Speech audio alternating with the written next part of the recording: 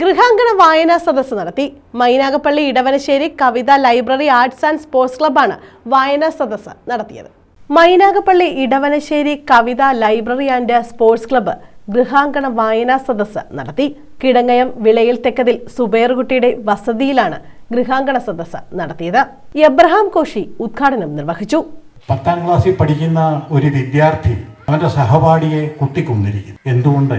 എന്തുകൊണ്ടാണ് ഇങ്ങനെ സംഭവിക്കുന്നത്? ഇത് വായനയുടെ കുറവാണ്. വായന എന്ന് പറഞ്ഞാൽ വെറുതെ വായിക്കുക മാത്രമല്ല, ആ വായിച്ചതിനകത്തുനിന്നുള്ള സാരാംശം ഉൾക്കൊള്ളാൻ കഴിയാത്തത് കൊണ്ടാണ് സഹപാഠിയെ കുത്തിക്കൊല്ലാനും ഒക്കെ തോന്നിക്കുന്ന ഒരു വികാരം ഉണ്ടാക്കിയെടുക്കുന്നു. വായനയിലൂടെ മഹാന്മാരെ എഴുതി വെച്ചിട്ടുള്ള മഹത് വചനങ്ങളിലൂടെ നമുക്ക് നമ്മുടെ സ്വഭാവം രൂപീകരിക്കാനുള്ള അവസരമാണ് ഉണ്ടാകുന്നത്.